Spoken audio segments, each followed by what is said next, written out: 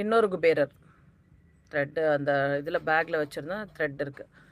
So இந்த குபேரரோட price பார்த்தீங்கன்னா, இவரோட முக லட்சணமும் பாருங்கள் எவ்வளோ அழகாக சிரிச்சுக்கிட்டு எல்லாருமே நல்லா சிரிச்ச முகம், கலையாவும், நல்ல தத்ரூபமாவும் பண்ணியிருப்பாங்க. இந்த ப்ராஸோட ப்ரைஸுமே 1090 ஆக்சுவல் ப்ரைஸ்.